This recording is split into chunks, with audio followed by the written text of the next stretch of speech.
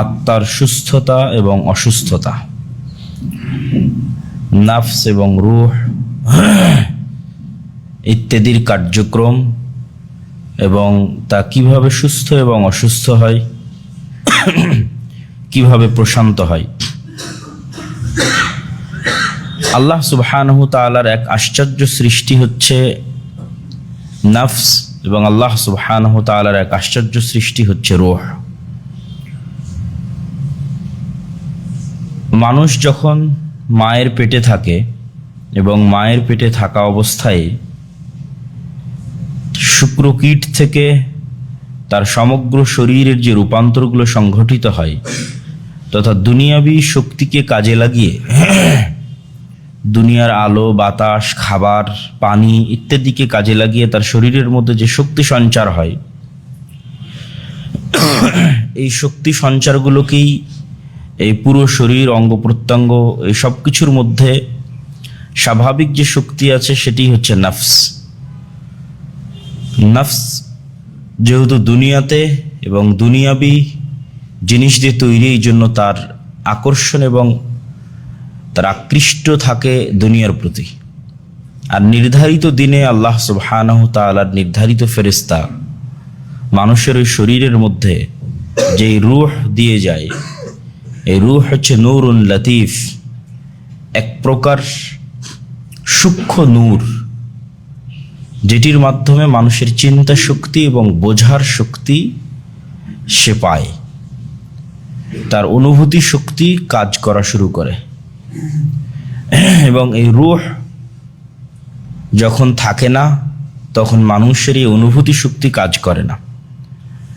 যেমন রূহের সাথে মানুষের নাফসের বা শরীরের যে সংক্ষিপ্ত বিচ্ছেদটা দুনিয়াতে ঘটে, সেটি ঘুমের সময় ঘটে, এবং ঘুমের সময় মানুষের সকল প্রকার চিন্তা শক্তি, চেতনা শক্তি, বুঝ শক্তি সব কিছু হারিয়ে যায়। কেননা ওই সময় মানুষের রূহ তার সাথে সেইভাবে সম্পৃক্ত থাকে না যেইভাবে জাগ্রত অবস্থায় সম্পৃক্ত থাকে, বরং হালকা হলেও এক প্রকারের বিচ্ছেদ ঘটে, আর মৃত্যুর মাধ্যমে সেই বিচ্ছেদটা স্থায়ী হয়ে যায়। তো আল্লাহ সুবহানাহু তাআলা রূহের ক্ষেত্রে বলেছেন, সুম্মা সাওয়াহু ওয়া নাফাখা ফীহি মির রূহিহি ফাজাআলাকুম তাসমাউনা ওয়া তুবসিরুনা ওয়া তাকিলুন। তিনি তোমাদেরকে সুন্দর করে সৃষ্টি করেছেন, সাজিয়েছেন, এবং তারপরে তাতে রূহ ফুঁকে দিয়েছেন। ফাজাআলাকুম তাসমাউন, এবং এই রূহ ফুঁকে দেওয়ার কারণেই তোমরা দেখার শক্তি পেয়েছো, শোনার শক্তি পেয়েছো এবং অনুভব করার শক্তি পেয়েছো। আর এই রূহ যতক্ষণ ফুঁকে দেওয়া হয় না, ততক্ষণ এই দৃষ্টি শক্তি, শ্রবণ শক্তি এবং অনুভব করার শক্তি মানুষ পায় না। আল্লাহ সুবহানাহু ওয়া তাআলা কোরআন মাজিদে বলেন, আল্লাহু ইয়াতাওয়াফাল আনফুসা হিনা মাউতিহা ওয়াল্লাতী লাম তামুত ফি মানামিহা ফায়ুমসিকুল্লাতী ক্বাদা আলাইহাল মাউত ওয়া ইউরসিলুল উখরা ইলা আজালিম মুসাম্মা। মানুষ যখন ঘুমায়, তখন আল্লাহ সুবহানাহু ওয়া তাআলা মানুষের রূহগুলোকে নিজের নিকটে নিয়ে যান, এবং যার যার মৃত্যু দিতে চান ঘুমের মধ্যেই তাদের রূহগুলোকে স্থায়ীভাবে আটকে দেওয়া হয়। আর যাদেরকে ঘুমের মধ্যে মৃত্যু দিতে চান না, পরের দিন পুনরায় তাকে ঘুম থেকে জাগার সুযোগ দেন, তার রূহকে ফেরত দেওয়া হয়। এই জন্য ঘুমানোর দোয়া এবং ঘুম থেকে উঠার দোয়ার সাথে জাগ্রত হওয়া বা আমাদের ভাষায় ঘুমানো এটিকে সম্পৃক্ত করা নাই, বরং আল্লাহ সুবহানাহু ওয়া তাআলা সম্পৃক্ত করেছেন মৃতকে এবং জীবিত হওয়াকে। যে আল্লাহুম্মা বিইসমিকা আমুতু ওয়া আহইয়া, এই দোয়ার অর্থ এটা নয় যে আল্লাহ আমি আপনার নামে ঘুমাতে যাচ্ছি, এই দোয়ার অর্থ হচ্ছে আল্লাহ আমি আপনার নামে মরতে যাচ্ছি। ওয়া আহইয়া, এবং পরের দিন সকালে ঘুম থেকে উঠবো এটা নয়, পরের দিন সকালে মৃত থেকে আবার জীবিত হব। ঠিক ঘুম থেকে উঠার সময় আল্লাহ সুবহানাহু ওয়া তাআলা যে দোয়া শিখিয়েছেন, সেই দোয়ার মধ্যে এটা বলা নাই যে আল্লাহ ঘুম থেকে উঠলাম এই জন্য আপনার শুকরিয়া আদায় করছি, জি না, আহইয়ানা বা'দা মা আমাতানা, আল্লাহ আপনি আমাদের মৃত্যু দেওয়ার পর আবার আজ সকালে জীবিত করেছেন, এই জন্য আপনার শুকরিয়া আদায় করছি। তাহলে ঘুমের মধ্যে এক প্রকারের ছোটোখাটো মৃত্যু সংঘটিত হয়ে যায়, এবং ছোটোখাটো বারজাখি জীবনের স্বাদ মানুষ আস্বাদন করে। কিছুটা ধরন আঁচ করতে পারে যে বারজাখী জীবন কেমন হতে পারে। রাসূলুল্লাহ সাল্লাল্লাহু আলাইহি ওয়াসাল্লাম একদিন বেলাল রাদিয়াল্লাহু তাআলা আনহুকে বলছেন, ইন্নাল্লাহা ক্বাবাদা আরওয়াহাকুম হিনা শাআ ওয়া রাদ্দাহা আলাইকুম হিনা শাআ ইয়া বেলাল কুম ফাআযিন বিন-নাসি বিস-সালাহ। এক সফরে সবার ফজর কাজা হয়ে গেছে, রাসূলুল্লাহ সাল্লাল্লাহু আলাইহি সাল্লাম সহ। ওই দিন রাসূলুল্লাহ সাল্লাল্লাহু আলাইহি সাল্লাম এই বাক্যটা বলেছেন যে, হে বেলাল, আল্লাহ আমাদের রূহকে কবজ করে নেয় ঘুমের মধ্যে, এবং যতক্ষণ আল্লাহর ইচ্ছা ততক্ষণ তিনি এটিকে কবজ অবস্থায় রাখে, এবং যখন আল্লাহ সুবহানাহু ওয়া তাআলা চান তখন আমাদের এই ঘুম থেকে পুনরায়, যে মৃত্যু থেকে যে পুনরায় জীবিত হচ্ছি, আল্লাহ সুবহানাহু ওয়া তাআলা তখন রূহকে ফেরত দিয়ে দেন। এবং রূহের জগতে যাদের সাথে সম্পর্ক ছিল অথবা পরিচয় ছিল, দুনিয়ার জগতে তাদের সাথে সম্পর্ক এবং পরিচয়, এটার কিছুটা কানেক্টিভিটি হাদিসের সাথে আছে। আল আরওয়াহ জুনুদুম মুজান্নাদাহ, আয়েশা রাদিয়াল্লাহু তাআলা আনহা বলতে তিনি বলেন, রাসূল সাল্লাল্লাহু আলাইহি ওয়াসাল্লাম বলেছেন, আত্মা হচ্ছে সেনাবাহিনীর প্লাটুনের মতো, সেনাবাহিনীর রেজিমেন্টের মতো। ফামা তাআরাফা মিনহা আতালাফা, এরা একে অপরকে চিনে ফেলে এবং পরস্পরের সাথে মিলে যায়। ওয়ামা তানাকারা মিনহা ইখতালাফা, আর যারা পরস্পরকে চিনে না অথবা পরস্পরেরকে পছন্দ হয় না তাদের থেকে আলাদা হয়ে যায়। তো রূহ গেল এই। আর নফসের কথা আল্লাহ সুবহানাহু ওয়া তাআলা বলছেন, ফাআলহামাহা ফুজুরাহা ওয়া তাকওয়াহা, যে আল্লাহ সুবহানাহু ওয়া তাআলা এই নফসের মধ্যে তাকওয়া এবং ফুজুর, কল্যাণ এবং অকল্যাণ দুটি আল্লাহ সুবহানাহু ওয়া তাআলা ঢুকিয়ে দিয়েছেন। তথা আল্লাহ সুবহানাহু ওয়া তাআলা যখন মানুষকে সৃষ্টি করেন তখন মানুষের নফসের মধ্যে খারাপ কাজের চিন্তা এবং ভালো কাজের চিন্তা দুটি ইনস্টল করে দিয়েছেন। ফাআলহামাহা ফুজুরাহা ওয়া তাকওয়াহা, আল্লাহ ইলহাম করে দিয়েছেন, ইনস্টল এবং সেট আপ করে দিয়েছেন। ফুজুরাহা পাপ কাজের চিন্তা, ওয়া তাকওয়াহা ভালো কাজের চিন্তা। যেটা আল্লাহ সুবহানাহু ওয়া তাআলা যখন ফেরেশতা তৈরি করেছেন তখন আল্লাহ সুবহানাহু ওয়া তাআলা এটি দেননি। এই জন্য অনেকেই বলে যে যখন ইবলিস ছিল না অথবা যখন শয়তান ছিল না অথবা ইবলিসকে কে পথভ্রষ্ট করলো, তো মানুষের নফস একাই শয়তান ছাড়াই পথভ্রষ্ট হওয়ার জন্য যথেষ্ট। মানুষের নফস একাই শয়তান ছাড়াই পথভ্রষ্ট হওয়ার জন্য যথেষ্ট। এই জন্য রাসূলুল্লাহ সাল্লাল্লাহু আলাইহি ওয়াসাল্লাম তার দোয়ার মধ্যে বলছেন, যেমন আজকেও আমরা বক্তব্য যখন শুরু করি ওর মধ্যে বলা আছে, আলহামদুলিল্লাহ নাহমাদুহু ওয়া নাস্তাঈনুহু ওয়া নাস্তাগফিরুহু ওয়া নাউযু বিল্লাহি মিন শুরুরি আনফুসিনা, মিন শুরুরি আনফুসিনা। হে আল্লাহ, আমার নিজের নফসের অকল্যাণ থেকে আমি পরিত্রাণ চাই। এখানে কিন্তু শয়তান থেকে পরিত্রাণ চাওয়া নাই, নফসেরই অকল্যাণ আছে। নফস নিজেই, নফসের মধ্যে আল্লাহ সুবহানাহু ওয়া তাআলা কল্যাণ এবং অকল্যাণ দুটোই ইনস্টল করে দিয়েছে। ফলত শয়তান যদি নাও থাকে পৃথিবীতে, নফসের দুনিয়াবি চাহিদা বরকরার থাকবে, অব্যাহত থাকবে। নফসের দুনিয়ার সাথে যেহেতু তার কানেক্টিভিটি বেশি, এই জন্য আর দুনিয়াবি চাহিদা অব্যাহত থাকবে। দুনিয়ার খাওয়া, দুনিয়ার পড়া, দুনিয়ার ঘোরা, দুনিয়ার নারী, দুনিয়ার নেশা, দুনিয়ার মদ, দুনিয়ার যা আরাম আয়েশ আছে তার প্রত্যেকটা জন্মগতভাবে নফসের পছন্দ। আলাদা করে শয়তান ওয়াসওয়াসা দিবে নফসে, এই কথা ঠিক আছে, কিন্তু শয়তান যদি নাও থাকে তবুও নফসের একাই এই জিনিসগুলো ভালো লাগে এমনিতেই। এই জন্য রাসূলুল্লাহ সাল্লাল্লাহু আলাইহি ওয়াসাল্লাম দোয়ার মধ্যে বলছেন, ওয়া নাউযু বিল্লাহি মিন শুরুরি আনফুসিনা, যেটা আমরা প্রত্যেক বক্তব্যের শুরুতে বলি যে আল্লাহ, আমি আমার নিজের নফসের অকল্যাণ থেকে বাঁচতে চাই। ওয়া মিন সাইয়্যাতি আমালিনা, আর আমাদের যে খারাপ কাজগুলো করেছি প্রত্যেকটা খারাপ কাজের রিয়াকশন আছে।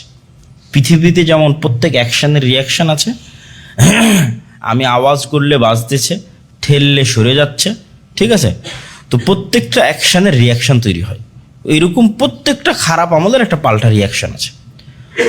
তো হে আল্লাহ, আমার নিজের নফসের অকল্যাণ থেকে বাঁচতে চাই, আর আমি জীবনে যা খারাপ কাজ করেছি এগুলোর যে রিয়াকশনগুলো আছে এই রিয়াকশনগুলো থেকে বাঁচতে চাই। ওগুলো যেন পাল্টা আর কোনো খারাপ প্রতিদান আমার জন্য ফেরত না নিয়ে আসে। আবু হুরায়রা রাদিয়াল্লাহু তাআলা আনহু থেকে বর্ণিত, তিনি বলেন, রাসূলুল্লাহ সাল্লাল্লাহু আলাইহি ওয়াসাল্লাম একদিন আবু বকর সিদ্দিক রাদিয়াল্লাহু তাআলা আনহুকে একটা দোয়া শিখিয়ে দিচ্ছেন। সেই দোয়াটা হচ্ছে, আউযু বিকা মিন শাররি নাফসি ওয়া মিন শাররি শাইতানি ওয়া শিরকিহি।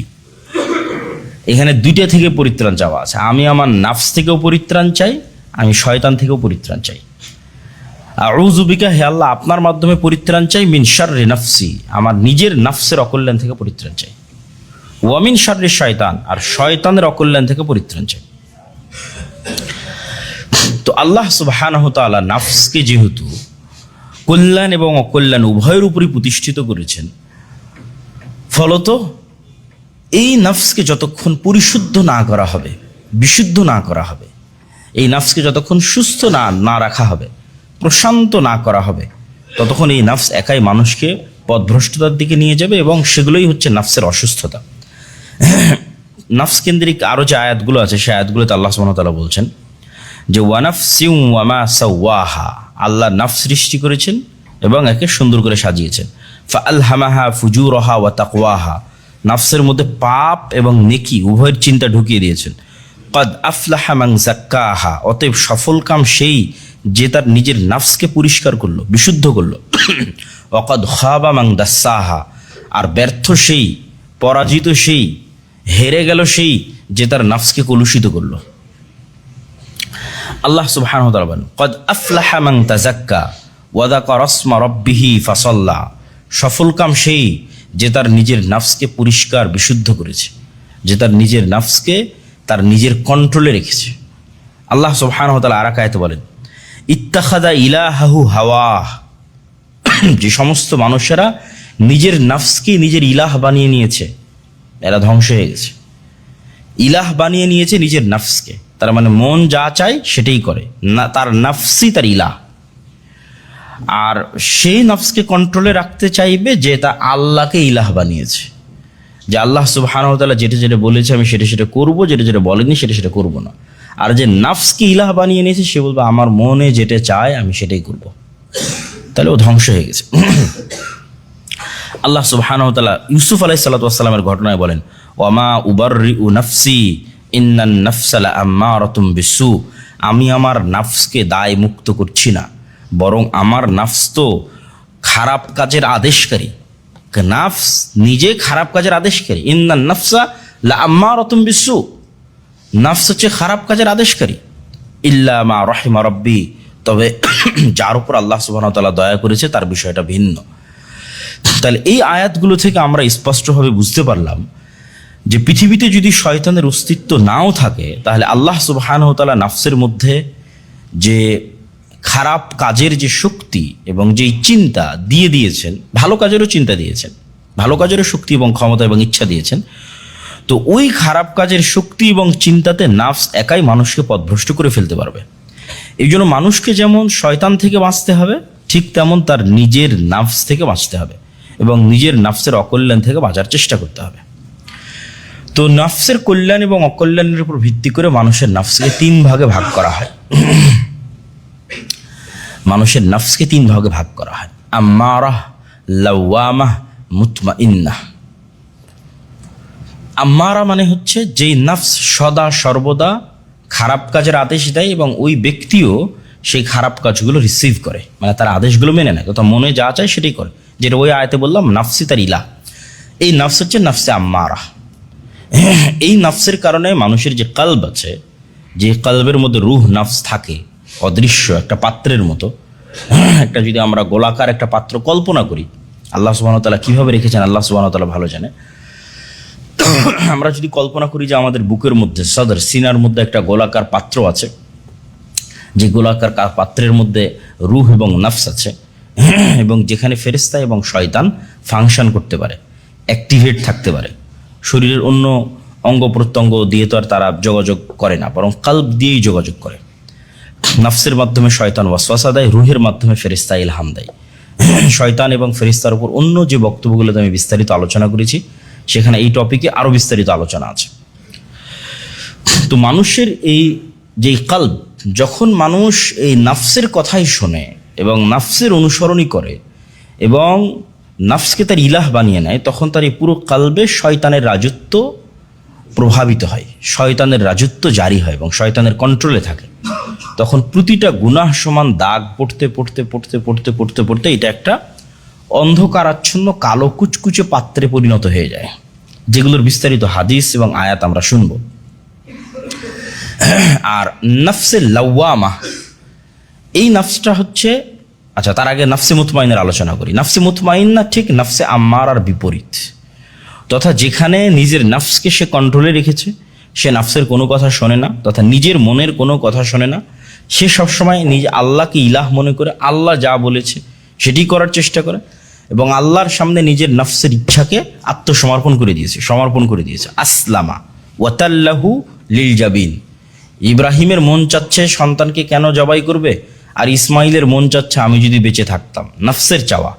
কিন্তু এই দুইজনই নাফসের চাওয়াকে কুরবানি দিয়ে দিয়েছে। আসলামা, ইসলাম গ্রহণ করে নিয়েছে, আত্মসমর্পণ করে দিয়েছে। ওয়াতাল্লাহু লিল জাবিন, ঘাড় এগিয়ে দিয়েছে, পিতা ছুরি নিয়ে প্রস্তুত হয়ে গেছে। ওখানে আসলামা, ইসলাম শব্দ ব্যবহার করেছে, তার নাফসের চাওয়াকে আল্লাহর চাওয়ার সামনে সমর্পণ করে দিয়েছে। তো মুতমাইন্নাহ যারা, তাদের নফসের চাওয়াকে তারা আল্লাহ সুবহানাহু ওয়া তাআলার চাওয়ার সামনে এমনভাবে সম্পূর্ণ করে দিয়েছে যে এখানে ফেরেশতার রাজত্ব এবং আল্লাহ সুবহানাহু ওয়া তাআলার উলুহিয়াতের রাজত্ব এবং নূরের প্রভাব সবচেয়ে বেশি। ফলত এই নফসটা হচ্ছে নফসে মুতমাইন্নাহ। এবং এই নফসের কথাই অন্য আয়াতে বলা হয়েছে কলবে সালিম, তথা সুস্থ হৃদয়। আর আগেরটা যেটা বললাম ওটা হচ্ছে মৃত হৃদয়। নফসে আম্মারার কারণে হৃদয় মারা যায়, মৃত্যুবরণ করে। হৃদয়ের জীবন এবং মৃত্যু আছে, এটাও আমরা দেখব কোরআনের আয়াত এবং হাদিস থেকে। আর নফসে মুতমাইন্নাহ জীবিত হৃদয়, স্বচ্ছ হৃদয়, পরিষ্কার হৃদয়। মধ্যে থাকলো নফসে লাওয়ামা, এটা হলো অসুস্থ। আমাদের বেশিরভাগের হচ্ছে অসুস্থ এবং আমাদের বেশিরভাগের হচ্ছে নফসে লাওয়ামা। খুব কম সংখ্যক মানুষের মুতমাইন্নাহ, আবার বর্তমান সমাজের অনেক মানুষের হচ্ছে নফসে আম্মারাহ। আর বেশিরভাগ যারা মোটামুটি টুকটাক সালাত আদায় করে, ঠিক আছে, টুকটাক দিনের পথে চলার চেষ্টা করে, তাদের বেশিরভাগের হচ্ছে অসুস্থ, তথা আদেশ দেয় আবার তিরস্কারও করে। খারাপ কাজের আদেশও দেয়, আবার বলে করলি কেন, আফসোস হয় যে কেন আমি এই কাজ করলাম, আবার ওই কাজ করার দিকে সেই উদ্বুদ্ধ করেছে। আবার কাজটা হয়ে গেলে বলে কেন এটা করলাম, কিন্তু ঠিক হলো না। এই যে ভালো এবং মন্দের দ্বন্দ্বের মধ্যে 24 ঘন্টা, কখনো শয়তানের সাথে, কখনো ফেরেশতার সাথে, কখনো আল্লাহ সুবহানাহু ওয়া তাআলার আদেশের সাথে, কখনো নাফসের আদেশের সাথে। এই যে দোদুল্যমান যে নফস এবং আত্মাগুলো, কলবগুলো, এগুলো হচ্ছে অসুস্থ। তো নফসের সুস্থতা এবং অসুস্থতা মানুষের শরীরের সুস্থতা এবং অসুস্থতার মতোই বাস্তব, জলজ্জান্ত এবং সত্য। আমরা যেমন আমাদের শরীরের সুস্থতা এবং অসুস্থতার চেক আপ করি, ঠিক নফসের সুস্থতা এবং অসুস্থতা জীবিত এবং মৃত হওয়ার চেক আপ আছে। এবং আমরা যেমন আমাদের শরীরের সুস্থতা এবং অসুস্থতা তৈরি হলে অ্যানালাইসিস করি কী কারণে আমার শরীর অসুস্থ হলো, তখন দেখা যায় যে হয় শরীরে কোনো ভিটামিন প্রোটিনের ঘাটতি হয়েছে, অথবা দেখা যায় শরীরের মধ্যে কোনো ভাইরাস, ঠিক আছে, শরীরের মধ্যে কোনো বাহির থেকে কোনো বিষাক্ত জিনিস ঢুকে গেছে, ভাইরাস জাতীয় কিছু শরীরকে অ্যাটাক করেছে, যে শরীর অসুস্থ হয়ে গেছে। তো ঠিক তেমনি মানুষের নফসের অবস্থাও তাই, যে মানুষের নফসে ভিটামিন প্রোটিনের কমতি হচ্ছে ইবাদতের কমতি, এবং মানুষের নফসে ভাইরাসের ইনপুট হচ্ছে চোখ এবং কান দিয়ে বিষাক্ত জিনিস রিসিভ করা। ঠিক যেমন ডায়াবেটিসের রোগী চিন্তা করবে যে না, আমাকে চিনি এবং কোলেস্ট্রল থেকে বেঁচে থাকতে হবে, কেননা চিনি এবং কোলেস্ট্রল তার শরীরের মধ্যে যেন সে পয়জন ঢুকাচ্ছে, ভাইরাস ঢুকাচ্ছে। তো ঠিক তেমনই অসুস্থ যার নফস, তাকে চিন্তা করতে হবে যে না, আমার চোখ এবং আমার কানকে, আমার মুখকে, আমার জিহ্বাকে, এগুলোকে কন্ট্রোল করতে হবে, এগুলো দিয়ে বিষ ঢুকে যাচ্ছে আমার নফসের মধ্যে। তাহলে নফসের ভিটামিন এবং প্রোটিন হচ্ছে ইবাদত এবং জিকির, তথা সালাত ঠিক নাই, জিকির ঠিক নাই, তার মানে এখানে ভিটামিন প্রোটিনের কমতি দেখা দিয়েছে, ঠিক যে কারণে শরীর অসুস্থ হয়ে যায়। তাহলে ওই কমতি থাকলে ওটা পূরণ করতে হবে। আর যদি দেখা যায় না, বাহির থেকে ভাইরাস ঢুকে নফস ধ্বংস হয়ে গেছে, যেমন শরীর বাহির থেকে ভাইরাস ঢুকে, হেপাটাইটিস বি, টি ইত্যাদি অসংখ্য ভাইরাস, করোনা ভাইরাস সব ঢুকে, অথবা ডায়াবেটিস রোগীর অতিরিক্ত চিনি খেয়ে নিয়েছে, এই যে যে বিষয়গুলো আছে, ব্যাড কোলেস্ট্রল বেড়ে গেছে, তাহলে আপনার নফসে ব্যাড কোলেস্ট্রল বেড়ে গেছে, বিষ ঢুকতেছে চোখ দিয়ে, কান দিয়ে এবং জিহ্বা দিয়ে। তাহলে এই তিনটার ব্যবহার যত কমায় দিবেন, যত কন্ট্রোলে নিয়ে আসবেন, তত আপনার নফস ধীরে ধীরে আবার সুস্থ হওয়ার দিকে এগিয়ে যাবে। তাহলে আমাদের মনে রাখতে হবে যে নফসের সুস্থতা এবং অসুস্থতা মানুষের শরীরের সুস্থতা এবং অসুস্থতার মতো বাস্তব এবং জলজ্জান্ত এবং অতি সত্য। কালবের জীবিত থাকার আলামত হচ্ছে নূর থাকা, আর কালবের মৃত হয়ে যাওয়ার আলামত হচ্ছে নূর না থাকা। যেমন শরীরের জীবিত এবং মৃত থাকার আলামত দেখা যায় পালস দিয়ে, প্রেশার চেক করে যে এই মানুষটা বেঁচে আছে না মারা গেছে। তাহলে আপনার কাল্ব জীবিত না মৃত হয়ে গেছে এইটা চেক করতে হবে এর মধ্যে নূর আছে না নাই। যদি নূর থাকে তাহলে এখনো বেঁচে আছে, আর যদি নূর না থাকে তাহলে মারা গেছে, কাল্ব মৃত্যুবরণ করেছে। এবং আল্লাহ সুবহানাহু ওয়া তাআলা পবিত্র কোরআনে মৃত হৃদয়কে বিভিন্নভাবে তুলে ধরেছে। মৃত হৃদয়ের বর্ণনা কোরআনে এবং রাসূল সাল্লাল্লাহু আলাইহি ওয়াসাল্লাম হাদিসে বিভিন্নভাবে তুলে ধরেছে। আল্লাহ বলেন, ওয়ালাকাদ যারা'না লিজাহান্নামা কাসীরাম মিনাল জিন্নি ওয়াল ইনসি লাহুম কুলুবুন লা ইয়াফকাহুনা বিহা ওয়া লাহুম আ'য়ুনুন লা ইউবসিরুনা বিহা ওয়া লাহুম আযানুন লা ইয়াসমাউনা বিহা উলাইকা কাল আনআমি বাল হুম আদাল উলাইকা হুমুল গাফিলুন। আল্লাহ সুবহানাহু ওয়া তাআলা কোরআন মাজিদে মৃত হৃদয়ের কথা বিভিন্ন শব্দ দিয়ে তুলে ধরেছে। যেমন আল্লাহ বলেন, খাতামাল্লাহু আলা কুলুবিহিম, আল্লাহ সুবহানাহু ওয়া তাআলা তাদের কলবে মোহর মেরে দিয়েছে। এটা হচ্ছে মৃত হৃদয়। এই হৃদয় মারা গেছে, এই জন্য আল্লাহ বলতেছেন যে এই হৃদয়ে মোহর মারা হয়ে গেছে, এই হৃদয়ে কোনো নূর নাই, মৃত হৃদয়। আর এক আয়াতে আল্লাহ সুবহানাহু ওয়া তাআলা বলছেন যে আমি জাহান্নামকে প্রস্তুত করেছি এমন মানুষ আর এমন জিনের জন্য যাদের কাল্ব, মানে এখানে বাস্তবে হার্টবিট কাজ করতেছে, বাস্তবে পালস কাজ করতেছে, কিন্তু লা ইয়াফকাহুনা বিহা, এই কাল্বের যেটা মূল কাজ সেই কাজের সক্ষমতা সে হারিয়ে ফেলেছে। ভালো মন্দের পার্থক্য সে আর জানে না, কেন এখানে নূর নাই, ফলত সে আর ভালো মন্দের পার্থক্য করতে পারে না, এটা মারা গেছে। লা ইয়াফকাহুনা বিহা, বুঝতে পারেন। ওয়া লাহুম আ'য়ুনুন লা ইউবসিরুনা বিহা, এই চোখ দিয়ে আসলে যেইটা দেখা উচিত সেইটা সে আর দেখে ধরতে পারে না, মানে ভালো মন্দের পার্থক্য আর করতে পারে না। তাদের যে কান আছে, এই কান শোনার ক্ষমতা হারিয়ে ফেলেছে। বাস্তবে কান শুনতেছে, কিন্তু বাস্তব যেই কথা ভালো মন্দের পার্থক্যের মধ্যে যে শোনার যে জিনিসটা, যে অনুভূতিটা, সেটা সে হারিয়ে ফেলেছে। তার মানে এগুলো কি মারা গেছে। আফালাম ইয়াসিরু ফিল আরদি ফাতাকুনা লাহুম কুলুবুন ইয়াকিলুনা বিহা আও আযানুন ইয়াসমাউনা বিহা ফাইন্নাহা লা তা'মাল আবসার ওয়ালাকিন তা'মাল কুলুব আল্লাতী ফিস সুদূর। আল্লাহ কোরআনে বলছে যে মানুষের চোখ অন্ধ হয় না, মানুষের কান বধির হয় না, বরং মানুষের বুকের মধ্যে যে কাল্ব আছে এই কাল্ব অন্ধ হয়ে যায়, এই কাল্ব বধির হয়ে যায়। তথা ওকে যেই ভালো মন্দের পার্থক্য বুঝার যেই ক্ষমতা দিয়ে সৃষ্টি করা হয়েছিল, রুহের যে নূর দিয়ে সে ভালো এবং মন্দের মধ্যে পার্থক্য করতে পারত, তার পাপ কাজের আধিক্যের কারণে, শয়তানের রাজত্ব প্রতিষ্ঠিত হওয়ার কারণে ওখান থেকে নূর এমনভাবে হারিয়ে গেছে, এমনভাবে সে মৃত্যুবরণ করেছে যে আর দেখার ক্ষমতা, মানে এটা এখন অন্ধ হয়ে গেছে, দেখার ক্ষমতা আর নাই, এর শোনার ক্ষমতা আর নাই, বধির হয়ে গেছে। আল্লাহ বলতেছেন কোরআনে যে লা তা'মাল আবসার, চোখ অন্ধ হয় না, ওয়ালাকিন তা'মাল কুলুব, বরং অন্তর অন্ধ হয়ে যায়, আল্লাতী ফিস সুদূর, যা তোমাদের বুকের মধ্যে আছে, এটা অন্ধ হয়ে গেছে। খাতামাল্লাহু আলা কুলুবিহিম ওয়া আলা সামিইহিম ওয়া আলা আবসারিহিম গিশাওয়া, আল্লাহ তাদের অন্তরে মোহর মেরে দিয়েছে, তাদের কানে মোহর মেরে দিয়েছে, আর তাদের চোখে পর্দা ফেলে দিয়েছে। এটাই হলো সেই অন্ধত্ব, সেই মৃত। উলাইকাল্লাযীনা তাবা আল্লাহু আলা কুলুবিহিম ওয়াত্তাবাউ আহওয়াআহুম, যারা নিজেদের মনের খাহেশের শাহওয়াতের সবসময় অনুসরণ করে, আল্লাহ সুবহানাহু ওয়া তাআলা তাদের অন্তরে সিল গালা করে দিয়েছেন, বন্ধ করে দিয়েছেন, মারা গেছে এই হৃদয়। এখন হৃদয়ের জীবিত থাকা এবং মৃত থাকা, তথা হৃদয়ে নূর আছে না নাই, এইটা দুনিয়াতে আপনি বুঝবেন কিভাবে? যেমন বললাম যে আপনার বডি চেক আপ করে আপনি আপনার সুগার টেস্ট করতেছেন, কালবে, নফসে এবং রুহের মধ্যে নূর আছে না সম্পূর্ণরূপে মৃত্যুবরণ করেছে, এইটা বুঝার আলামত আল্লাহ সুবহানাহু ওয়া তাআলা বলছেন, ইন্নামাল মুমিনুনা আল্লাযীনা ইযা যুকিরাল্লাহ ওয়াজিলাত কুলুবুহুম ওয়া ইযা তুলিয়াত আলাইহিম আয়াতুহু যাদাতহুম ঈমানা।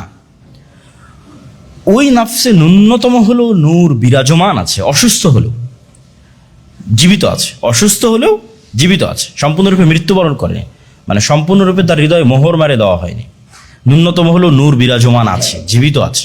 এটা বুঝবে কিভাবে? যখন দেখবে যে কোনো ওয়াজ নসিহাতে, কোরআনের আয়াতে, হাদিসে যখন সে পড়ছে অথবা শুনছে আল্লাহর কথা এবং আল্লাহর আয়াত, তখন তার অন্তরটা কেঁপে ওঠে। ওয়াজিলাত কুলুবুহুম, আত্মাটা কেঁপে ওঠে, চক্ষু দিয়ে অশ্রু প্রবাহিত হয়।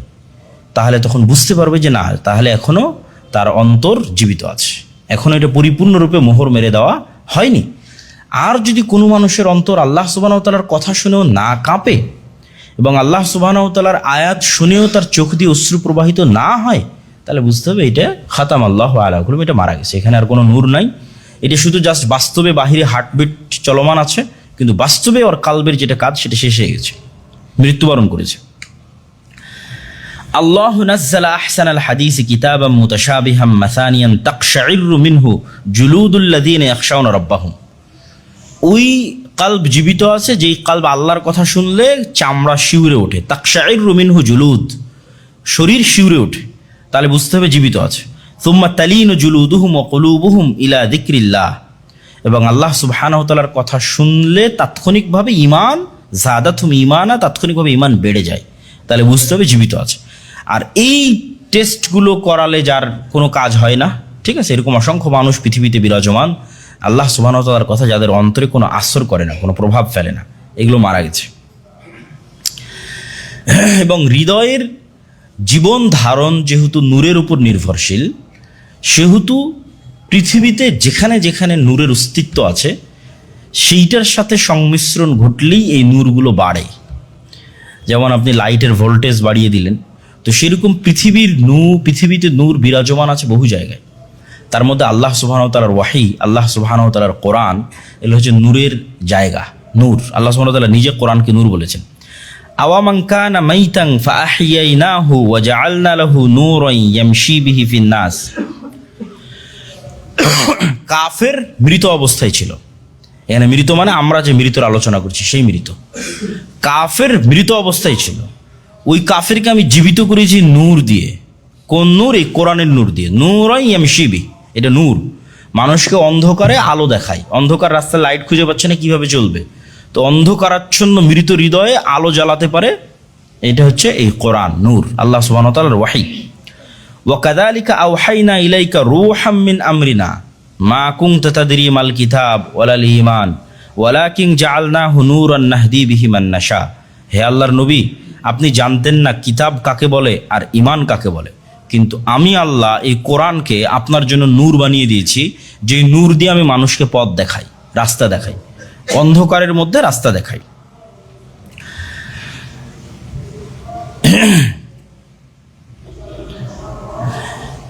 আল্লাহ সুবহানাহু ওয়া তাআলা আর এক আয়াতে বলেন, ইন্না ফি যালিকা লাযিকরা লিমান কানা লাহু কলবুন আও আলকাস সামআ ওয়া হুয়া শাহীদ। এই কোরআন তার জন্যই উপদেশ যার কলব এখনো জীবিত আছে। লিমান কানা লাহু কলব, যার কলব এখনো জীবিত আছে তার জন্যই এই কোরআন উপদেশ, আর যারটা মারা গেছে তারটার কোনো কাজ নাই। আল্লাহ সুবহানাহু ওয়া তাআলা আর এক আয়াতে বলেন, ইয়া আইয়ুহাল্লাযীনা আমানুস্তাজিবুল্লাহ ওয়ালির রাসূল ইযা দাআকুম লিমা ইউহয়িকুম ওয়া'লামু আন্নাল্লাহা ইয়াহুলু বাইনাল মারই ওয়া কলবিহি ওয়া আন্নাহু ইলাইহি তুহশারুন। হে ইমানদারগণ, তোমরা আল্লাহ এবং আল্লাহর রাসূলের ডাকে সাড়া দাও, কেন আল্লাহ এবং আল্লাহর রাসূলের ডাক তোমাদেরকে প্রকৃত জীবনের দিকে নিয়ে যায়। লিমা ইউহয়িকুম, যা তোমাদের কালবকে প্রকৃত জীবন দিবে, প্রকৃত হায়াত দিবে, প্রকৃত রূহ দিবে, ওইটার দিকেই কোরআন তোমাদের ডাকে, ওইটার দিকে আল্লাহ এবং আল্লাহ রাসূল তোমাকে ডাকে। মান আমিলা সালিহান মিন যাকারিন আও উনসা ওয়া হুয়া মুমিনুন ফালানুহয়িয়ান্নাহু হায়াতান তাইয়্যিবা ওয়া লানাজজিয়ান্নাহুম আজরাহুম বিআহসানি মা কানু ইয়ামালুন। যারা আল্লাহর উপর ঈমান আনয়ন করে, সে পুরুষ হোক এবং নারী হোক, এবং সৎ আমল করে, আমি আল্লাহ তাকে দুনিয়াতে হায়াতান তাইয়্যিবা, পবিত্র জীবন দিব। এই পবিত্র জীবনের ব্যাখ্যায় সকল মুফাসসির লিখেছে যে নফস এবং রুহের শান্তি, কলবের যে প্রশান্তি, কলবের যে জীবন, যে জীবনের কথা আমরা আলোচনা করছি, প্রচুর পরিমাণে নূর দেওয়ার মাধ্যমে যে জীবন দেওয়ার কথা আমরা আমাদের বক্তব্যে বলতেছি। তো যারা আল্লাহ সুবহানাহু ওয়া তাআলার প্রতি ঈমান আনয়ন করবে এবং সৎ আমল করবে, তাদের প্রতিদান দুইটা।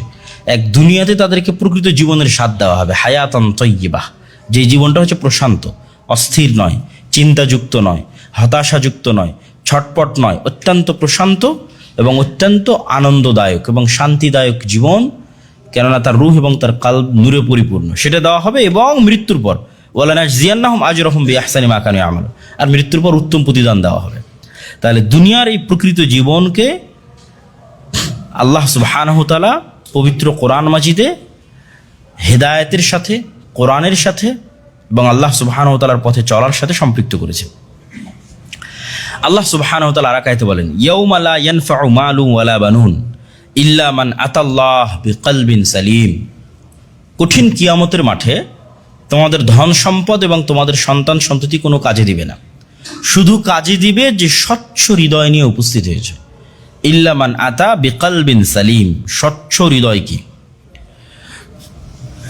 স্বচ্ছ হৃদয় যেটা আমরা আলোচনা করতেছি নাফসে মুতমাইন্না, প্রশান্ত হৃদয়। এবং ওই হৃদয়ের বৈশিষ্ট্য কি, ওই হৃদয়ের কাজ কি, সেটাও আমরা তুলে ধরবো আপনাদের সামনে।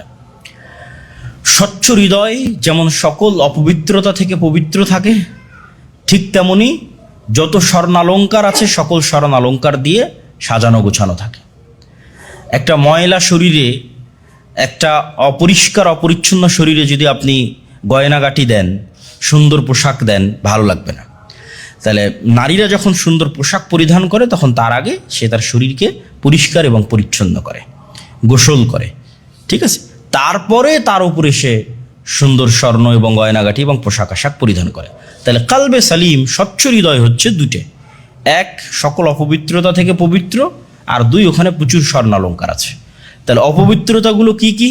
যেমন সবচেয়ে বড় অপবিত্রতা হচ্ছে শিরক। তাহলে কালবে সালিমের প্রথম বৈশিষ্ট্য হচ্ছে, স্বচ্ছ হৃদয়ের প্রথম বৈশিষ্ট্য হচ্ছে, প্রশান্ত হৃদয়ের প্রথম বৈশিষ্ট্য হচ্ছে সে তাওহীদে বিশ্বাসী। এবং কোনভাবে তাওহীদে বিশ্বাসী? আমরা শুধু যেইভাবে বুঝি সেইভাবে নয়। যেমন আমরা কিন্তু তাওহীদকে এতটুকুর মধ্যে সীমাবদ্ধ করে নিয়েছি যে ঠিক আছে, আমি তাবিজ লাগালাম না, আমি কবরে গেলাম না, আমি কবরের কাছে চাইলাম না, তাহলে আমি তাওহীদপন্থী। কিন্তু ঠিকই আমার অন্তরে টাকার নেশা আছে, ঠিকই আমার অন্তরে আর একজন নারীর নেশা আছে, ঠিকই আমার অন্তরে ক্ষমতা এবং মর্যাদার লোভ এবং নেশা আছে। তাহলে অন্তরের পবিত্রতা মানে, অন্তরে পূর্ণাঙ্গ তাওহীদ মানে সব কিছু আল্লাহ কেন্দ্রিক, সব কিছু। শুধু ওই দোয়া এবং ইবাদত নয়, শুধু দোয়া এবং ইবাদতে আপনি তাবিজ কবজি সেটা নয়, সব কিছু আপনার কাছে আল্লাহ সুবহানাহু তাআলার ভালোবাসার চাইতে, আল্লাহ সুবহানাহু তাআলার সাথে সম্পর্কের চাইতে এই নফস, এই কলব, এই রুহের কাছে আর কোনো কিছুই পৃথিবীতে প্রিয় নয়। সে তখন সকল কিছুর ঊর্ধ্বে উঠে যায়। সে দুনিয়ার ক্ষমতার মোহের ঊর্ধ্বে উঠে যায়, দুনিয়ার টাকার মোহের ঊর্ধ্বে উঠে যায়, দুনিয়ার মর্যাদার মোহের ঊর্ধ্বে উঠে যায়, আত্মীয় স্বজন, পাড়া প্রতিবেশী, স্ত্রী পুত্র, তাদের যে ভালোবাসা, সেটার টান, মনের টান, সেটার ঊর্ধ্বে উঠে যায়। আর ইবাদতের ক্ষেত্রে যেটা, সেটা তো বললাম, ওটা তো আমরা সহজেই বুঝি, সেটার ঊর্ধ্বে উঠে যায়।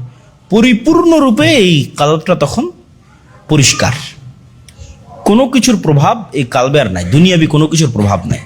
সে তখন পরিপূর্ণরূপে আল্লাহ সুবহানাহু ওয়া তাআলার জন্য। এবার এর উপরে স্বর্ণালঙ্কার প্রতিষ্ঠিত হবে আমালে সালেহ, তথা তার সালাত, তার সিয়াম, তার জিকির, তার আজকার, এগুলো হচ্ছে তার সুন্দর কাপড় এবং সুন্দর স্বর্ণালঙ্কার, সুন্দর মেকআপ, যেটি দিয়ে সে এই কালবকে আরো সুন্দর করে সাজাবে। তাহলে স্বচ্ছ হৃদয়ের দুটো বৈশিষ্ট্য, একটা হচ্ছে সকল অপবিত্রতা থেকে পবিত্র, আর আরেকটা হচ্ছে স্বর্ণালঙ্কার দিয়ে সাজানো। তো সকল অপবিত্রতা থেকে পবিত্র মানে পরিপূর্ণরূপে তাওহীদ, শতভাগ তাওহীদ, মানে শুধু ইবাদতের ক্ষেত্রে নয়, সকল ক্ষেত্রে, জীবনের প্রত্যেক ক্ষেত্রে প্রাধান্য পায় আল্লাহ সুবহানাহু ওয়া তাআলার সন্তুষ্টি। ওয়া আম্মা মান তাগা ওয়া আসারাল হায়াতাদ দুনিয়া ফাইন্নাল জাহিমা হিয়াল মাওয়া। যারা দুনিয়ার জীবনকে প্রাধান্য দিয়েছে, যারা নিজের মনের চাওয়াকে প্রাধান্য দিয়েছে, তাদের থাকার জায়গা জাহান্নাম। ওয়া আম্মা মান খাফা মাকামা রাব্বিহি ওয়া নাহান নাফসা আনিল হাওয়া। আর যে তার প্রতিপালকের মর্যাদা, প্রতিপালকের ভীতি, প্রতিপালকের ভালোবাসাকে চোখের সামনে রেখে, তার চোখ যখন লজ্জায় অবনত হয়ে আসে, ওয়ানাহান নাফসা আনিল হাওয়া, এই প্রতিপালককে সামনে রেখে সে তার নিজের নাফসকে সব কিছু থেকে বিরত রেখেছে। আনিল হাওয়া, তার মনের যা চাওয়া, সব চাওয়া থেকে বিরত রেখেছে। কি কারণে? খাফা মাকামা রাব্বি, আল্লাহর যে স্থান তার কলবে প্রতিষ্ঠিত আছে, আল্লাহর যে মর্যাদা এবং সম্মান, আল্লাহ সুবহানাহু ওয়া তাআলার যে ভীতি, প্রভাব এবং প্রতিপত্তি তার কলবে প্রতিষ্ঠিত আছে, এইটাকে সামনে রেখে ওয়ানাহান নাফসা আনিল হাওয়া, তার নাফসকে সে সকল গুনাহের কাজ থেকে বিরত রেখেছে। ফাইন্নাল জান্নাতা হিয়াল মাওয়া, তাহলে তার থাকার জায়গা হচ্ছে জান্নাত।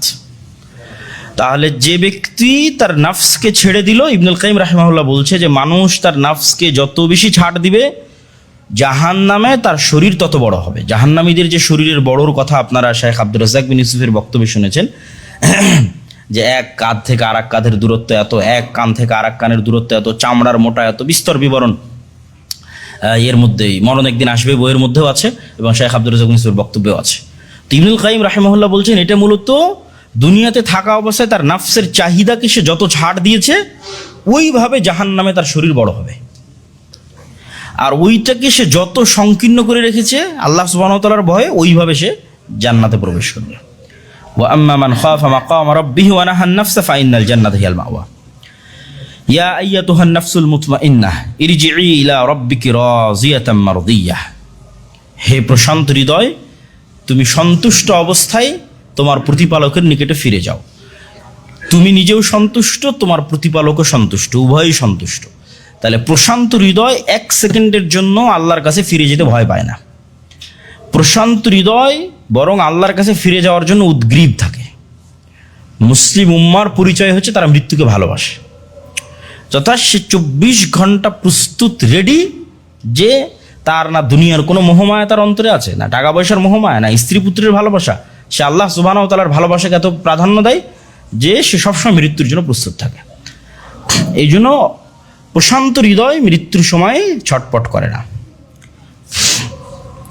করোনা ভাইরাসের সময় মেডিকেল এবং ক্লিনিকগুলোতে যেহেতু আমার যাওয়ার সুযোগ হয়েছে, যখন একদম খুব ভয়ঙ্কর সময়, তখন মানুষের বাঁচার জন্য যে তাড়না, মানুষের বাঁচার জন্য যে আবেগ, যে চেষ্টা, এটা মানুষের হৃদয়কে অস্থির করে দিত। তাই আমি ওই সময় অনেক মানুষের কাছে গিয়ে যখন এই নাসিহাটা করতাম, দেখতাম যে প্রশান্ত হয়ে গেছে হৃদয়। আমি গিয়ে নাসিহা করতাম, দেখেন আজ হোক অথবা কাল হোক আপনাকে মৃত্যুবরণ করাই লাগবে। বাঁচার জন্য তো আপনার আত্মীয় স্বজন চেষ্টা করছে, কিন্তু আপনি মৃত্যুর জন্য প্রস্তুতি নেন।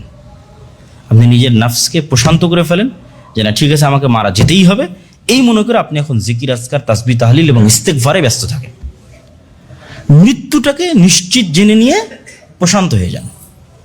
কেন এই জিনিসটা আমি করোনার সময় আমার দাদির মধ্যে দেখেছিলাম, যে উনি মৃত্যুর জন্য প্রস্তুত ছিলেন, যে ওনাকে বাঁচার জন্য মেডিকেলে নিয়ে যাওয়া হোক, ক্লিনিকে নিয়ে যাওয়া হোক, আইসিইউতে নিয়ে যাওয়া হোক, অক্সিজেন দেওয়া হোক, সব অফ। ওনার যতক্ষণ হুঁশ ছিল না, দরকার নেই, আমার হায়াতের সময় শেষে এসেছে, আমাকে চলে যেতে হবে, অতএব এগুলো করে কষ্ট দিও না এবং নিজেরাও কষ্ট করো না। তাই এরকম প্রশান্ত হৃদয়ের মানুষেরা মৃত্যুর জন্য এবং আল্লাহর সাথে সাক্ষাতের জন্য ইয়াজুন্নুনা আন্নাহুম মুলাকুল্লাহ, তারা দৃঢ়ভাবে বিশ্বাস করে যে তারা তাদের প্রতিপালকের সাথে সাক্ষাৎ করবে, এই জন্য তারা প্রস্তুত থাকে।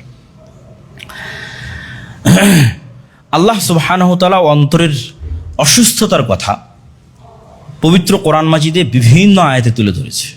অন্তরের জীবিত এবং মৃত দেখলাম, অন্তরের অসুস্থতার কথা তুলে ধরেছে। ফি কুলুবিহিম মারাদুন ফাযাদাহুমুল্লাহু মারাদা, তাদের অন্তরের রোগ আছে, আর আমি আল্লাহ এই রোগকে, অসুস্থতাকে আরো বাড়িয়ে দিয়েছি। তো অন্তরের এই অসুস্থতা পবিত্র কোরআন মাজিদের সকল আয়াতকে যদি আমরা সামনে রাখি, তাহলে 2 ভাগে ভাগ করা যায়।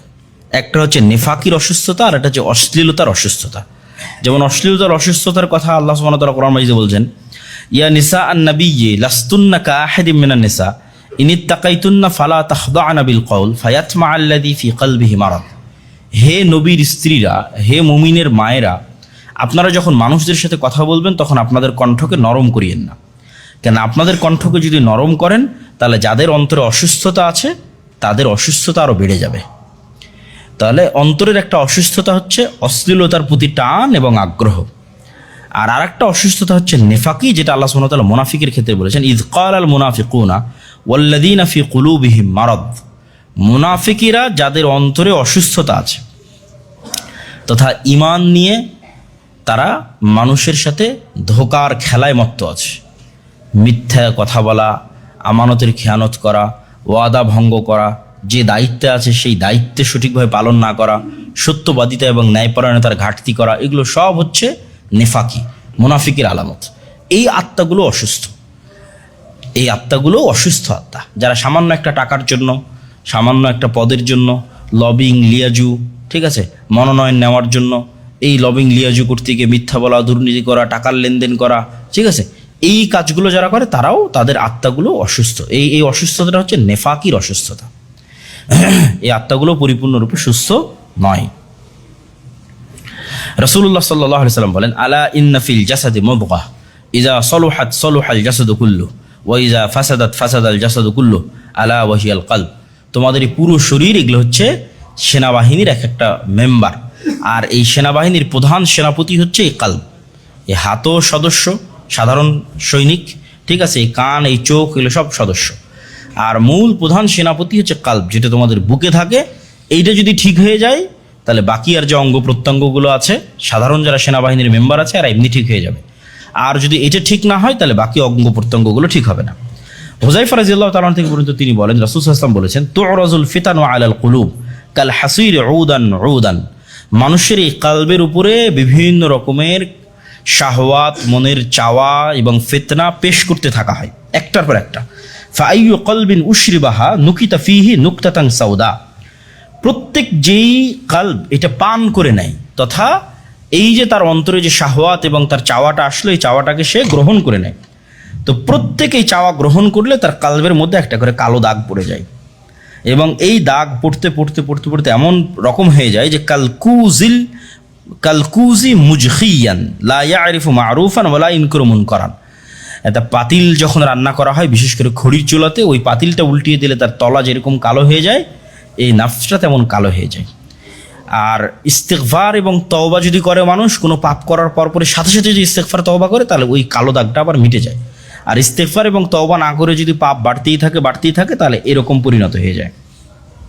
সম্মানিত উপস্থিতি, রাসূলুল্লাহ সাল্লাল্লাহু আলাইহি ওয়াসাল্লামের এই আল্লাহ সুবহানাহু ওয়া তাআলার আয়াত এবং এই হাদিস, এগুলো সামনে রেখে আর দুইটা হাদিস বলে আমার বক্তব্যের শেষের দিকে চলে যাব, যেটা আত্মার পবিত্রতা এবং বিশুদ্ধতার একটা ফজিলত তুলে ধরবে আপনাদের সামনে। আনাস রাদিয়াল্লাহু তাআলা থেকে বর্ণিত, তিনি বলেন, কুন্না ইয়াওমান জুলুসান ইনদা রাসূলিল্লাহ সাল্লাল্লাহু আলাইহি ওয়াসাল্লাম। একদিন আমরা এরকম রাসূল সাল্লাল্লাহু আলাইহি ওয়াসাল্লামের নিকটে বসেছিলাম। ইয়াত্তালিউ আলাইকুম আল আন মিন হাদাল ফাজর রাজুলুম মিন আহলিল জান্নাহ। আল্লাহর নবী বললেন, এখনই একজন মানুষ তোমাদের সামনে আসবে দরজা দিয়ে, যে আসলে জান্নাতের অধিবাসী, যে জান্নাতের মানুষ। ফাতালা রাজুলুম মিনাল আনসার। তো আমরা দেখলাম তাকিয়ে যে একজন আনসারী সাহাবী প্রবেশ করলো, উজু করে মসজিদের মধ্যে ঢুকতেছে। পরের দিন রাসূলুল্লাহ সাল্লাল্লাহু আলাইহি ওয়াসাল্লাম আবার একই কথা বললেন যে এখনই তো মসজিদের মধ্যে একজন ব্যক্তি প্রবেশ করবে যে জান্নাতি।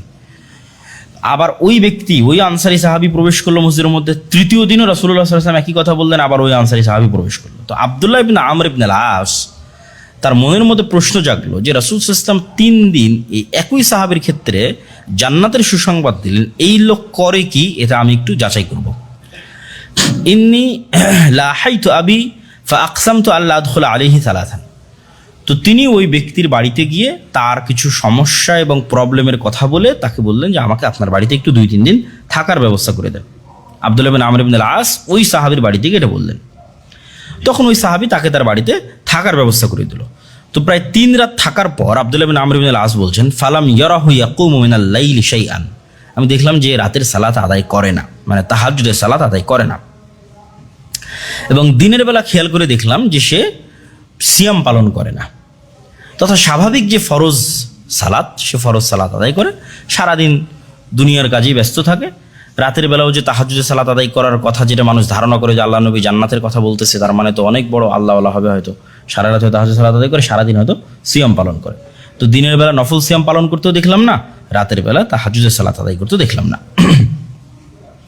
ফালাম্মা মাজাতি সালাসা, 3 দিন যখন এভাবে পার হয়ে গেল, তো আমার কাছে মনে হলো যে আর কি আমল করে, আর আমলকে আমার কাছে ছোট মনে হলো। কিন্তু আহতাকিলু আমালা, তার আমলকে আমি ছোট হিসেবে দেখতে লাগলাম। তো তখন তার সঙ্গে আমি খুলে কথা বললাম, ইয়া আব্দুল্লাহ লাম ইয়াকুন বাইনি ওয়া বাইনা ওয়ালিদি হিজরা ওয়ালা গাদাব ওয়ালাকিন্নী সামি'তু রাসূলুল্লাহ সাল্লাল্লাহু আলাইহি ওয়াসাল্লাম ইয়াকুল সালাস মারাত। যে আসলে ঘটনা হচ্ছে, আমি তোমার এখানে যে থাকেছি, এটা আসলে আমার কোনো সমস্যা, কোনো প্রবলেম এরকম কিছু নয়, তোমাকে দেখার জন্য। দেখার কারণটা কি, এইভাবে আমি রাসূল সাল্লাল্লাহু আলাইহি ওয়াসাল্লামের কাছে শুনেছি যে তিনি তোমাকে পরপর 3 দিন জান্নাতের কথা বলেছেন। তো আমি তো তোমার আমল দেখলাম যে ফালাম আরাকা তা'মালু কাবীরা আমালিন, তুমি তো তেমন কোনো আমল করো না। তাহলে কি এমন তোমার আমলের মধ্যে সিক্রেট আছে যেটাতে রাসূল সাল্লাল্লাহু আলাইহি ওয়াসাল্লাম তোমাকে জান্নাতের কথা বলেন? আল্লাহর নবীর কথা তো মিথ্যা হতে পারে না, কিন্তু তোমাকে তো কোনো আমল করতে দেখি না। তখন ওই ব্যক্তি বলল যে আচ্ছা, আমিও তো আসলে এরকম কোনো আমলের কথা জানি না যে আমি এরকম কোনো বড় কোনো আমল করি। তবে একটা জিনিস, সেটা হচ্ছে গায়রা আন্নী লা আজিদু ফি নাফসি আলা আহাদিন মিনাল মুসলিমিনা গিশশান ওয়ালা আহসিদুহু আলা মা আতাহুল্লাহু ইয়াহু। যে আমি প্রতিদিন যখন ঘুমাতে যাই, তখন আমার নফসে পৃথিবীর কোনো মুসলমানের জন্য কোনো হিংসা, কোনো রাগ, কোনো দুঃখ, কোনো কষ্ট, কোনো অভিমান রেখে আমি ঘুমাতে যাই না। সে আমাকে এখন কোনো মানুষ যত কষ্টই দিক, আমাকে এখন যত মানুষ যত আঘাতই দিক, আমার যত ক্ষতিই করুক, আমি কি করি, আমার নফসকে, আমার কাল্পকে পরিপূর্ণ স্বচ্ছ পরিষ্কার অবস্থায় ঘুমাতে যাই। দুনিয়ার কোনো মানুষের প্রতি কোনো হিংসা নাই, দুনিয়ার কোনো মানুষের প্রতি কোনো রাগ নাই, দুনিয়ার কোনো মানুষের প্রতি কোনো চাওয়া নাই, দুনিয়ার কোনো মানুষের কোনো ক্ষোভ নাই, কিচ্ছু নাই। তখন আব্দুল্লাহ ইবনে আমর ইবনে আল-আস বলছেন, হ্যাঁ, এটাই হতে পারে সেই আমল যে আমলের কারণে রাসূলুল্লাহ সাল্লাল্লাহু আলাইহি ওয়াসাল্লাম তোমার বিষয়ে জান্নাতের সুসংবাদ দিয়েছে। তাহলে আমরা দেখলাম যে হৃদয়ের স্বচ্ছতা, কালবের স্বচ্ছতা ইটসেলফ একটা অনেক বড় ইবাদত। যে মানুষ তার নিজের নাফস এবং কালবকে স্বচ্ছ রাখবে, এই স্বচ্ছতার তো একটা যে বললাম খারাপ জিনিস থেকে পবিত্র থাকা, তো খারাপ জিনিস থেকে পবিত্র থাকার মধ্যে এগুলোও পড়ে, হিংসা, অহংকার, রাগ, ক্ষোভ, দুঃখ, এগুলো থেকেও নাফসকে পবিত্র রাখা, এটা হচ্ছে খারাপ জিনিস থেকে পবিত্র রাখা। আর একটা হাদিস বলে আমাদের আজকের আলোচনা শেষ করব। রাসূলুল্লাহ সাল্লাল্লাহু আলাইহি ওয়াসাল্লাম বলেন, আবু সাঈদ খুদরি রাদিয়াল্লাহু তাআলা থেকে বর্ণিত, যে ইয়াখলুসুল মুমিনুনা মিনান নারি ফায়ুহবাসুনা আলা কানতারাতিন বাইনাল জান্নাতি ওয়ান নার। মুমিনদেরকে জান্নাত এবং জাহান্নামের মাঝে একটা নদীর ধারে আটকানো হবে, তাদেরকে জান্নাতে ঢুকতে দেওয়া হবে না। ফায়ুকাসসু লিবাযিহিম মিন বায মাযালিমু কানাত বাইনহুম ফিদ দুনিয়া হাত্তা ইযা হুযিবু ওয়া নুক্কু উযিনা লাহুম ফি দুখুলিল জান্নাহ। সেই নদীতে যখন মুমিনেরা গোসল করবে, তখন এক মুমিনের আর এক মুমিনের উপর দুনিয়াতে থাকতে যে ন্যূনতম মনের যে একটা দুঃখ, ক্ষোভ, কষ্ট, রাগ, হিংসা ছিল, থাকেই, মানুষ পরস্পরে থাকে, সাহাবীদের মধ্যেও ছিল। তো এই সমস্ত জান্নাতীদেরকে যতক্ষণ এই দুনিয়াবি অসুস্থতাগুলো থেকে পবিত্র না করা হয়েছে, ততক্ষণ জান্নাতে ঢুকতে দেওয়া হবে না। এই কান্তারা নামক এখানে তাদের এই পবিত্রকরণ, বিশুদ্ধকরণ কার্যক্রমটা পরিচালিত হবে। ইযা হুযিবু ওয়া নুক্কু, যখন তাদের কালব, দুনিয়াবি এগুলো সব সমস্যা থেকে মুক্ত হয়ে যাবে, একদম স্বচ্ছ, উযিনা লাহুম ফি দুখুলিল জান্নাহ, তখন এই স্বচ্ছ হৃদয়ের মানুষকে জান্নাতে প্রবেশের অনুমতি দেওয়া হবে। তাহলে কি বোঝা গেল? যে স্বচ্ছ হৃদয় ছাড়া জান্নাতে ঢোকা ইম্পসিবল। যদি কিছু থেকেও যায়, তাহলে ওটাও কিয়ামতের মাঠে কি করে নেওয়া হবে? স্বচ্ছ করে নেওয়া হবে, পরিষ্কার করে নেওয়া হবে। তাহলে স্বচ্ছ হৃদয়ের ফজিলত সীমাহীন এবং অপরিসীম।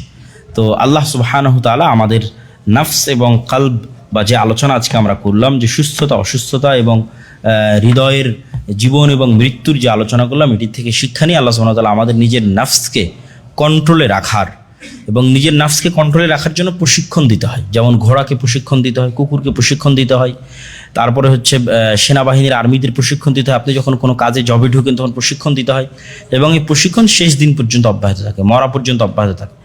একদিন প্রশিক্ষণ মিস দিলে, এক ওয়াক্ত প্রশিক্ষণ মিস দিলে নাফস কন্ট্রোলের বাইরে চলে যাবে।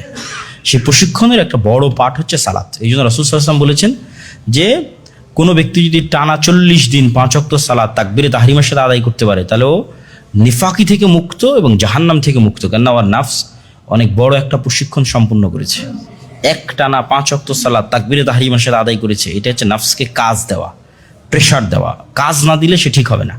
তো এই জন্য ওকে প্রতিদিন দিনে অন্তত 5 বার সালাত আদায় করাতেই হবে। এক ওয়াক্ত সালাতও যদি ছেড়ে দেন, ওকে যদি না আদায় করাতে পারেন, তাহলে দেখবেন যে অন্য রাস্তায় চলে গেছে। এই জন্য মানুষেরা দুনিয়াতে যে যত গুনাহে লিপ্ত আছে, প্রত্যেক গুনাহ থেকে বাঁচার রাস্তা হচ্ছে সালাত।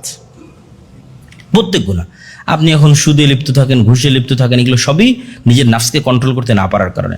জেনায় লিপ্ত থাকেন, অবৈধ সম্পর্ক, সবগুলো হচ্ছে নাফসকে কন্ট্রোল করতে না। তো নাফসকে কন্ট্রোল করতে লাগে তাকে প্রশিক্ষণ দিতে হবে, লাইনে নিয়ে আসতে হবে।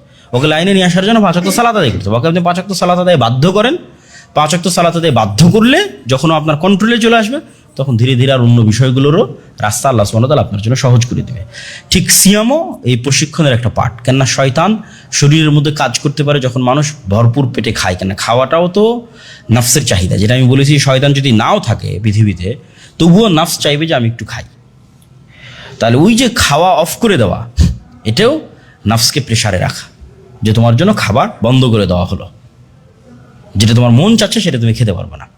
তাহলে ঠিক তেমনই জাকাত এবং দান। মানুষের নিজের নাফসের চাহিদা, শয়তান না থাকলেও টাকার প্রতি ভালোবাসা থাকবে, এটা জন্মগত, এইটার উপরেই তাকে তৈরি করা হয়েছে। তাহলে ওই টাকার ভালোবাসা থেকে যতক্ষণ ওকে বের করতে না পারবেন, তখন তো অসুস্থ।